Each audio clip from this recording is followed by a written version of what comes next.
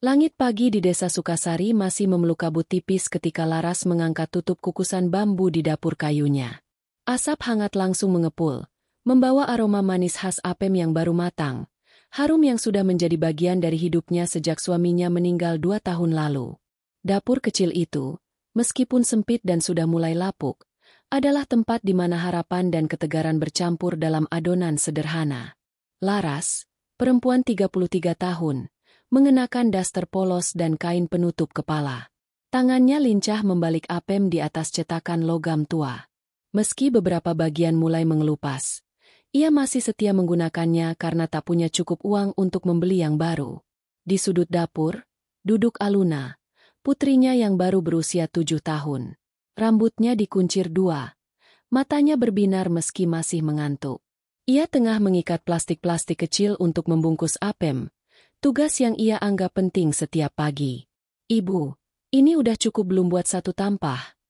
tanya Aluna sambil menunjukkan kantong yang sudah tersusun. Laras menoleh dan tersenyum. "Bagus, sayang. Kita hampir selesai. Setelah ini kita berangkat, ya?"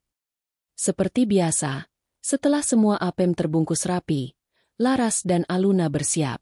Mereka keluar rumah dengan membawa tampah besar yang diletakkan di atas sepeda ontel tua. Beberapa bagian rangkanya sudah berkarat, pedalnya berat di kayu. Tapi itu satu-satunya kendaraan yang mereka punya. Laras mengayuh pelan menyusuri jalan tanah desa yang sempit dan sedikit berbatu. Di kiri kanan, sawah-sawah hijau mulai tertimpa cahaya matahari pagi. Sesekali warga menyapa dari teras rumah mereka. "Pagi, Bu Laras. Bawa apem lagi." "Pagi, Pak." "Iya, semoga hari ini laris."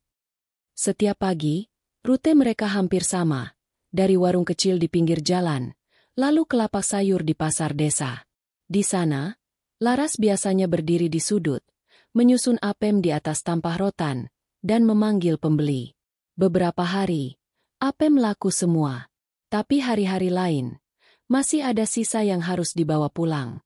Tapi Laras selalu bersyukur. Setidaknya hari ini masih ada uang untuk membeli beras dan sepotong tahu. Setelah matahari naik dan pasar mulai sepi, mereka pulang. Di perjalanan, Aluna yang duduk di boncengan memeluk ibunya dari belakang.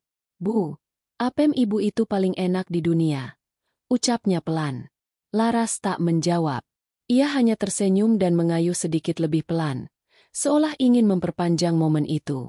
Namun di balik senyum Laras, hatinya tak tenang. Ia tak pernah berkata keras, tapi pertanyaan yang terus menghantuinya adalah, sampai kapan bisa bertahan hanya dengan apem? Pagi berikutnya di desa Sukasari terasa lebih cerah dari biasanya. Udara segar masih mengambang di antara pepohonan saat Laras menggandeng tangan Aluna menuju sekolah. Di tangan kirinya, ia menenteng tampah berisi apem yang masih hangat, siap dititipkan di warung dekat gerbang SD Sukasari 01, tempat di mana sebagian penghasilannya berasal. Suasana sekolah mulai ramai. Anak-anak berdatangan dengan seragam lusuh, namun mata mereka memancarkan semangat yang tak kalah dari anak kota. Laras berdiri di dekat pagar bambu sambil menunggu warung langganannya dibuka. Di tengah lalu lalang anak-anak dan suara riuh pagi, seorang pria muda tiba-tiba menghampiri. Tubuhnya tegap, mengenakan kemeja lengan panjang yang digulung rapi sampai siku. Tas selempang disampirkan di bahunya, dan ia membawa map tebal berisi buku. Wajahnya bersih, senyumnya tenang. "Apem, Bu?" tanyanya sambil menunjuk tampah dengan nada hangat. Lara sempat kaget, tapi segera tersenyum. "Iya, Pak, baru matang." Tanpa ragu, pria itu mengambil sepotong apem, menggigit perlahan. Ekspresi wajahnya langsung berubah. Mata berbinar. "Ini enak sekali, Bu. Rasanya klasik banget. Manisnya pas. Teksturnya lembut. Sudah lama saya nggak makan apem seenak ini." Laras hanya tertawa kecil, menunduk malu. "Terima kasih, Pak. Itu resep dari almarhum suami saya." "Oh ya." Pria itu menyekat tangan dan tersenyum lebar. "Nama saya Bima. Guru baru di sini. Baru 2 hari pindah tugas ke desa ini." Sejak pagi itu, Bima mulai rutin membeli apem setiap hari. Ia selalu datang tepat waktu, menyapa Laras dengan ramah, dan terkadang menyelipkan candaan untuk Aluna yang mulai terbiasa melihatnya. Meski hanya percakapan singkat di pagi hari, ada sesuatu yang perlahan tumbuh di antara mereka. Sesuatu yang tak dikatakan, tapi terasa. Bima menyukai Apem Laras. Ya, tapi lebih dari itu, ia menyukai ketegaran dan kelembutan Laras. Ia melihat seorang perempuan yang, meski terluka, tetap berdiri tegak dan tersenyum. Beberapa minggu berlalu, dan interaksi mereka semakin hangat. Kadang Bima menunggu sedikit lebih lama di gerbang hanya untuk bertanya. Bu Laras selalu bangun jam berapa buat bikin apem? Laras menjawab sambil merapikan tampah. Jam 3 pagi. Harus selesai sebelum matahari tinggi, biar Aluna nggak terlambat sekolah. Bima terdiam sejenak. Matanya menyimpan kekaguman. Di balik senyum Laras yang lembut, ia tahu ada cerita panjang yang belum selesai. Namun di balik semua kehangatan itu, dari kejauhan, ada sepasang mata yang memperhatikan.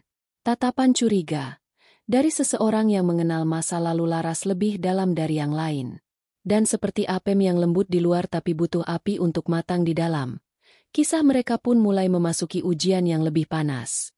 Langit desa Sukasari mendung sejak fajar. Awan berat menggantung rendah, seolah ikut memantulkan suasana hati Laras pagi itu. Di dapur sempit yang mulai lembab, Laras berdiri sambil menuang adonan apem ke dalam cetakan logam yang telah menua. Uap mengepul seperti biasa, tapi ada aroma aneh yang tak biasa. Gosong. Laras menunduk. Cetakan mulai lengket. Beberapa apem gosong di bagian bawah. Ia mencoba menyelamatkan sebagian, tapi hasilnya hanya setengah dari biasanya. Ibu, baunya kayak apem gosong. Gumam Aluna pelan dari sudut dapur. Matanya masih setengah tertutup kantuk. Laras memaksakan senyum. Iya, sayang. Mungkin tungkunya mulai rusak. Tapi nanti ibu benerin, ya. Namun Laras tahu, bukan hanya tungku yang rusak. Cetakan apemnya juga sudah tak layak pakai. Sementara tabungan terakhirnya sudah habis untuk membayar listrik dan membeli beras minggu lalu. Siangnya, ketika Aluna sudah berangkat ke sekolah, Laras duduk di lantai dapur dengan obeng kecil dan mur karatan di tangan. Ia mencoba memperbaiki tungku sendiri. Tapi tangan halusnya tergores besi tajam. Darah merembes. Namun Laras hanya mengelapnya dengan kain lusuh tanpa suara. Ia menatap luka itu. Lalu menatap dapur kecilnya. Kalau dapur ini ikut menyerah, aku harus masak harapan di mana lagi? Batinnya lirih. Hari-hari selanjutnya semakin berat. Beberapa pelanggan mulai mengeluh. Apemnya keras. Bu Laras. Dulu lebih lembut. Ada pula warung yang biasa menerima titipan yang kini mulai menolak dengan halus. Ambil sedikit aja. Ya Bu. Belum tentu laku semua. Wajah Laras tetap tenang. Tapi di dalam, dadanya seperti dicekik pelan-pelan oleh ketidakberdayaan. Malam itu, Laras duduk sendiri di tikar tua depan rumah. Di tangannya, buku catatan keuangan yang isinya mulai dipenuhi tinta merah. Aluna sudah tertidur. Hanya suara jangkrik menemani. Hening yang pekat membuat segala kecemasan terasa lebih jelas. Laras menatap langit. Allah, sampai kapan aku bisa bertahan seperti ini? Bisiknya pelan. Tapi ia tak membiarkan air mata jatuh. Ia sudah terbiasa menyimpannya di dalam. Keesokan paginya, Laras tetap berangkat ke sekolah bersama Aluna. Tapi isi tampahnya lebih ringan dari biasanya. Beberapa apem tampak tak sempurna bentuknya. Di gerbang, Bima sudah menunggu. Apem hari ini, Bu Laras? Sapanya cerah seperti biasa. Laras tersenyum samar, menyodorkan tampah. Namun Bima melihat sesuatu berbeda di wajahnya. Ada gurat lelah yang dalam. Sorot matanya seperti menyimpan banyak hal yang belum sempat diceritakan. Bima tak bertanya lebih jauh. Tapi dalam hati, ia tahu, ada badai di dapur kecil itu. Dan ia tak bisa hanya berdiri di gerbang selamanya. Hari itu, hujan turun gerimis sejak subuh. Udara lembab menyelimuti desa Sukasari, membuat aroma tanah basah bercampur dengan asap dari tungku rumah-rumah warga. Di dapur kecilnya, Laras duduk diam menatap cetakan Apem yang kini benar-benar tak bisa digunakan. Sisa adonan di baskom pun mengering. Ia hanya mampu membuat beberapa buah Apem. Itu pun bentuknya tak seragam. Ia tahu, kalau ini terus berlanjut, ia akan kehilangan satu-satunya sumber penghidupan. Tapi di tengah kebingungan dan rasa malu karena kualitas Apemnya menurun, ia tetap berangkat ke sekolah bersama Aluna. Seperti biasa, Bima sudah berdiri di gerbang sekolah. Ia mengenakan jaket tipis. Rambutnya sedikit basah karena hujan. "Bu Laras, enggak pakai payung?" tanyanya sambil menatap tampah yang nyaris kosong. Laras hanya mengangguk kecil, lalu menyerahkan Apem. Melihat itu, Bima menarik napas pelan. Ia tahu saatnya bicara. "Saya tahu ini bukan urusan saya, tapi saya dengar desa punya program bantuan untuk pelaku usaha rumahan. Ibu bisa daftar. Saya bisa bantu buat dokumennya." Laras tertegun. Ia belum pernah mengurus program seperti itu. Dalam pikirannya, bantuan dari desa seringkali hanya diberikan pada orang-orang yang punya kenalan. Ia pun ragu. "Saya takut ditolak. Pak, saya ini cuma penjual Apem. Nggak punya modal, nggak punya pendidikan tinggi." Bima menatapnya serius. "Justru karena itu ibu perlu dibantu. Saya bisa bantu isi formulirnya. Bawa saja fotokopi KTP dan bukti usaha seadanya." Keraguan masih ada. Tapi tatapan Bima, yang tenang dan jujur, membuat hati Laras mulai luluh. Untuk pertama kalinya, ia merasa tidak berjalan sendiri. Hari-hari selanjutnya diisi dengan perjuangan baru. Setiap sore, setelah menidurkan Aluna, Laras dan Bima duduk di tikar depan rumah. Di antara lampu temaram dan suara jangkrik, mereka mengisi formulir, melengkapi dokumen, dan menyiapkan foto-foto dapur yang seadanya. Tak selalu mulus. Beberapa kali mereka harus bolak-balik ke balai desa karena petugas meminta syarat tambahan. Bahkan ada yang bertanya sinis, "Ibu ini serius usaha, atau cuma hobi masak di rumah?" Laras hanya menjawab dengan senyum, menahan sesak di dada. Di tengah semua itu, hubungan antara Laras dan Bima makin dekat. Kadang mereka tertawa karena Bima salah mengisi kolom formulir. Kadang mereka hanya diam, saling menemani dalam lelah. Aluna pun mulai dekat dengan Bima. Ia sering duduk di pangkuan pria itu, minta dibacakan cerita atau sekadar menceritakan hari-harinya di sekolah. Namun, kehangatan itu mulai menarik perhatian banyak mata. Di sudut-sudut warung, bisik-bisik mulai muncul. "Guru baru itu kok deket banget sama janda penjual Apem. Katanya sering ke rumahnya juga." Dan seperti api kecil yang mulai tumbuh di tungku hati Laras, ada bara lain yang mulai menyala, berupa kecemburuan dan prasangka. Namun bagi Laras, perhatian Bima adalah hal paling tulus yang ia temui sejak lama. Ia belum berani menyebutnya cinta. Tapi ia tahu, ketika seseorang bersedia duduk diam menemani luka dan lelahmu, itu bukan sekadar rasa biasa. Pagi itu, Laras berjalan seperti biasa ke pasar. Tampah Apemnya lebih berat dari biasanya, bukan karena jumlahnya, tapi karena beban di dadanya. Sejak kedekatannya dengan Bima mulai terlihat, bisik-bisik warga terdengar lebih sering. Ucapan mereka seperti jarum yang menancap perlahan, tapi dalam. Di warung dekat masjid, dua perempuan parubaya berbicara agak keras, dengan sengaja memperdengarkan isi percakapan mereka saat Laras lewat. Apemnya enak, tapi kelakuannya. Guru baru itu juga aneh. Masa janda yang dideketin? Banyak gadis di sini. Laras menunduk. Ia tetap menjajakan Apem seperti biasa. Namun tatapan orang-orang kini lebih menusuk daripada mendukung. Ia tahu, di desa kecil seperti Sukasari, kabar menyebar lebih cepat dari angin, dan penilaian datang tanpa diundang. Di sekolah, Bima pun merasakannya. Seorang rekan guru menegur dengan nada bersahabat namun menyiratkan peringatan. "Kamu hati-hati, Bim. Warga sini sensitif. Mereka bisa saja salah paham kalau kamu terlalu dekat dengan Bu Laras." Bima hanya tersenyum. "Saya cuma membantu. Dia ibu tunggal yang lagi berjuang."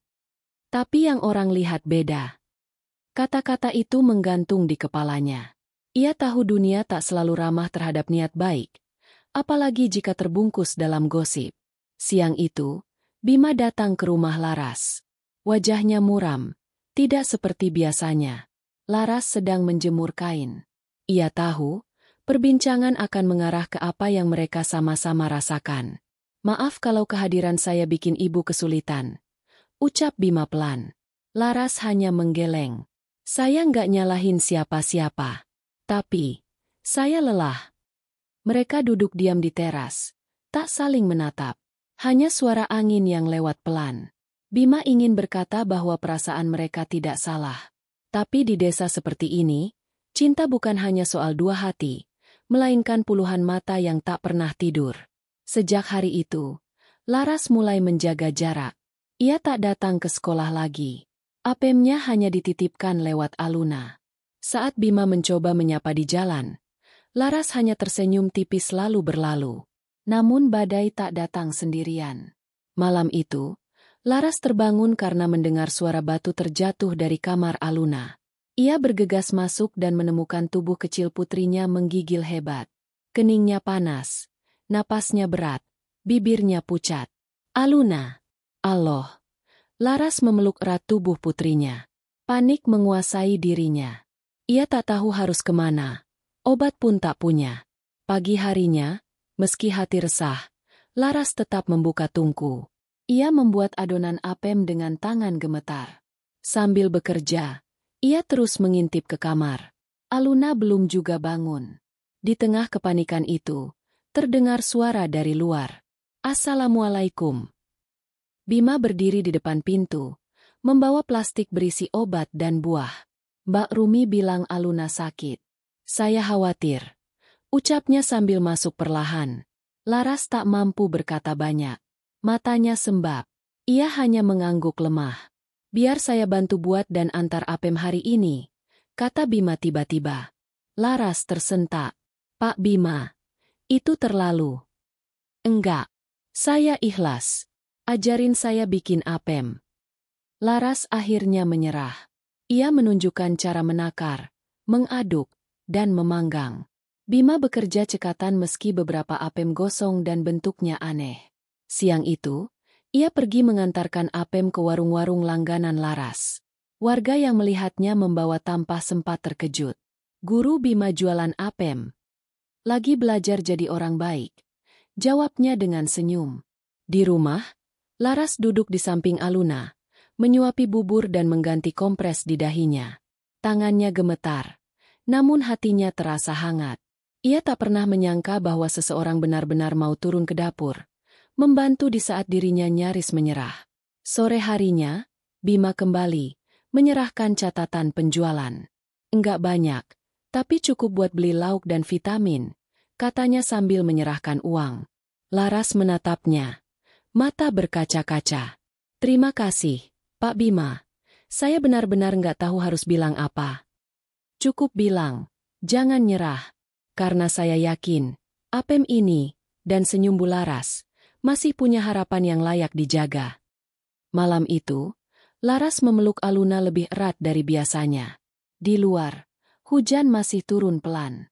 Tapi di dalam hatinya, ada kehangatan kecil yang mulai tumbuh, pelan-pelan, seperti adonan apem yang mengembang perlahan di atas tungku kesabaran.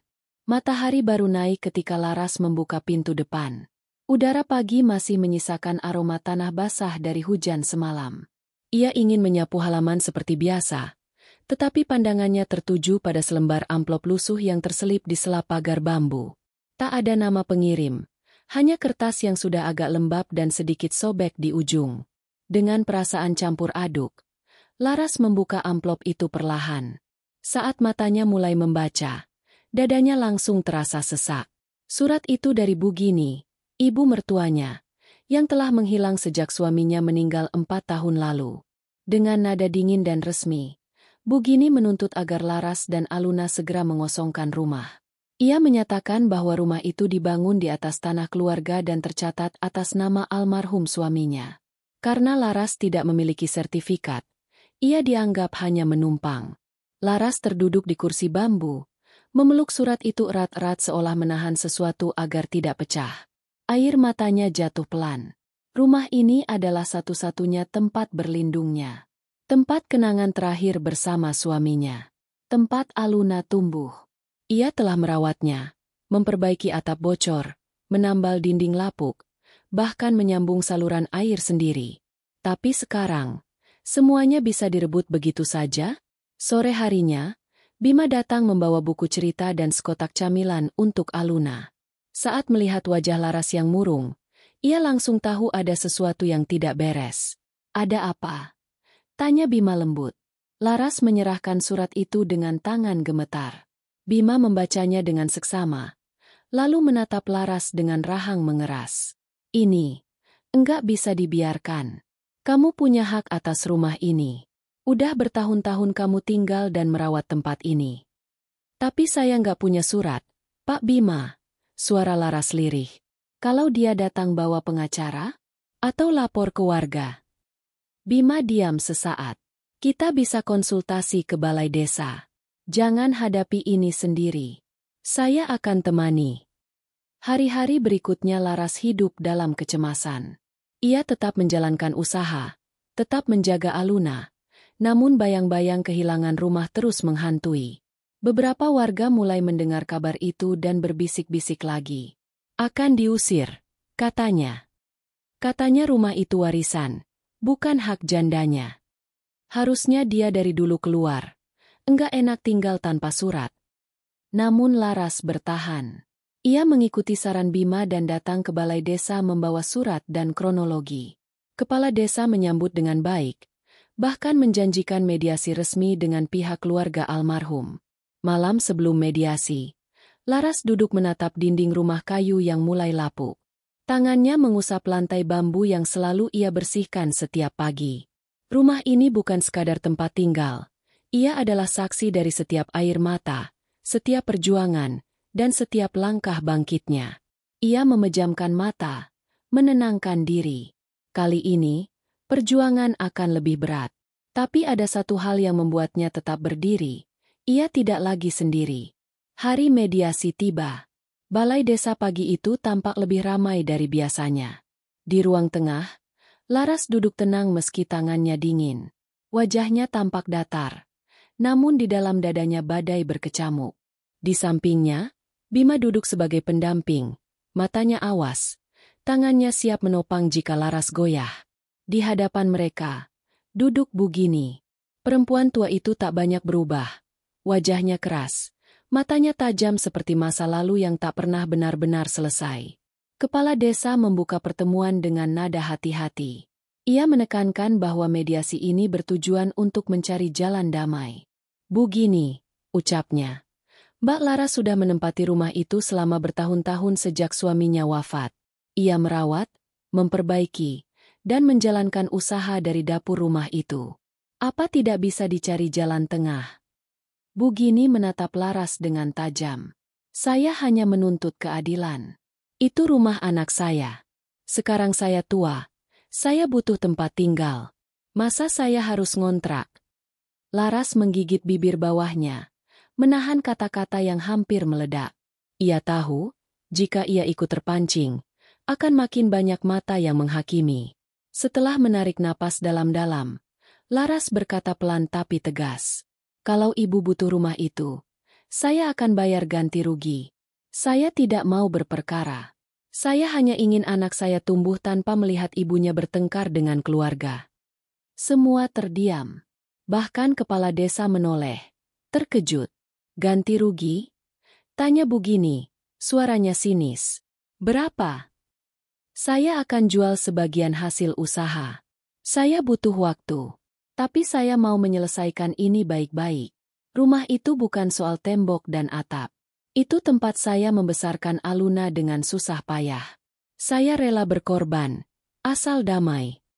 Tatapan Bima terarah penuh pada Laras. Di wajah perempuan itu, ia melihat kekuatan yang tak bisa diukur dengan jumlah apem yang dijual. Mediasi pun ditutup dengan kesepakatan lisan bahwa Laras akan membayar sejumlah nilai yang disepakati dalam beberapa bulan. Bugini, meski masih bersikeras soal haknya, akhirnya mengangguk pelan sebelum meninggalkan ruangan tanpa sepatah kata. Hari-hari selanjutnya menjadi hari-hari kerja keras bagi Laras. Ia memperbanyak produksi apem, menerima pesanan dari desa sebelah, bahkan mulai menyuplai ke warung di tepi jalan raya. Pagi-pagi buta ia sudah mengaduk adonan, dan malam baru tidur saat pesanan selesai dibungkus. Warga yang dulu mencibir kini mulai melihat Laras dengan cara berbeda. Simpati tumbuh perlahan. Mbak Laras itu hebat, ya. Masih muda tapi pikirannya dewasa, bisik seorang ibu di warung. Waktu dulu digosipin dia diam aja, sekarang malah bantu banyak orang lewat usaha apemnya. Timpal yang lain. Bima tetap datang hampir setiap sore. Ia tak hanya membantu mengaduk adonan atau membungkus apem. Ia juga membawa tawa, cerita, dan sesekali nasihat. Suatu sore, Laras sedang menata apem di atas tampah ketika Bima datang membawa 2 gelas teh manis. Ia duduk di samping Laras, meletakkan teh di lantai lalu berkata pelan. Kamu udah melakukan yang benar, Ras. Tapi jangan lupa, kamu nggak harus sendiri terus. Laras diam sesaat. Kemudian ia menoleh, tersenyum tipis. Lelahnya seperti meleleh pelan. Kini bukan hanya dapur dan rumah yang terasa hangat, tapi juga hatinya. Ia masih belum tahu bagaimana masa depan akan berjalan. Tapi satu hal ia percaya kini, ada seseorang yang tak hanya berdiri menonton, tapi ikut masuk ke dalam perapian, membantu menjaga apinya tetap menyala. Musim hujan telah berlalu.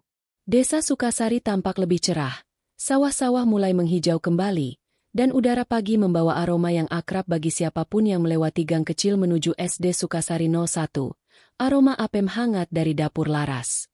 Kini Laras tak lagi menjajakan apem dari rumah ke rumah. Ia telah membuka sebuah kedai kecil di samping rumah, bertuliskan tangan di papan kayu sederhana. Kedai apem perjuangan. Kedai itu bukan sekadar tempat menjual makanan, tapi menjadi simbol dari kisah panjang tentang keteguhan, luka, dan harapan. Setiap hari, ibu-ibu datang membeli apem untuk bekal anak sekolah. Bapak-bapak mampir untuk menyeruput teh manis. Bahkan beberapa orang dari desa tetangga mulai menjadi pelanggan tetap. Di dalam kedai, Aluna kini sudah bisa berlari dan tersenyum lebar. Pipi bulatnya yang dulu pucat kini tampak segar. Ia sering membantu ibunya menyambut tamu, mengantar pesanan, atau sekadar membacakan daftar menu kecil yang ditulis tangan. Pagi itu, Lara sedang menata toples di rak ketika suara langkah kaki terdengar dari arah pintu. Ia menoleh dan mendapati Bima, tampak lebih rapi dari biasanya.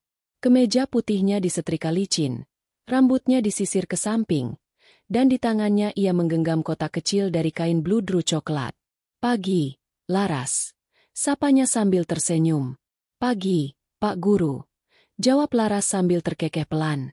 Tumben rapi banget. Bima duduk di bangku depan rak apem, menatap Laras dengan sorot mata yang berbeda. Sorot yang bukan hanya kagum, tapi juga mantap. Aku datang bukan sebagai guru hari ini, ucapnya. Ia meletakkan kotak kecil itu di meja dan membukanya perlahan.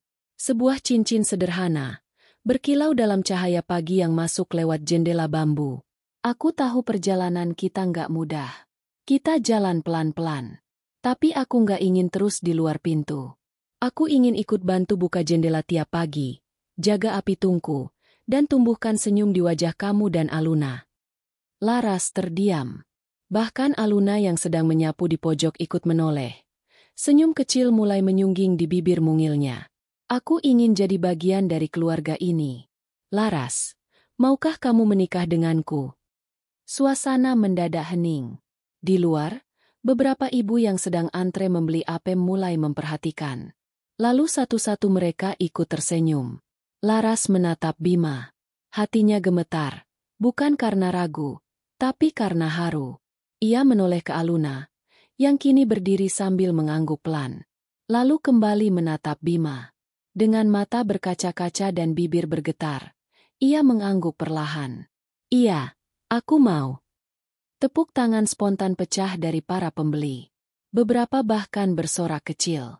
Bahkan Bugini, yang kini tinggal di rumah bantuan desa, tampak datang dari kejauhan dan mengangguk pelan dari pinggir jalan, sebuah restu tanpa kata.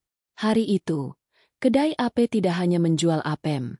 Ia menjadi saksi dari penyatuan dua hati yang telah lama sama-sama berjuang, dari perjalanan panjang seorang janda dan seorang guru, dari air mata yang berubah menjadi senyum, dan dari dapur kecil yang kini menjadi rumah besar bagi cinta. Dan bagi warga desa Sukasari, aroma apem dari kedai Laras akan selamanya jadi pengingat, bahwa ketulusan, kesabaran, dan keberanian untuk bertahan akan selalu berakhir manis. Semanis apem buatan Laras. Semanis cinta yang tumbuh di tengah dapur dan debu jalanan.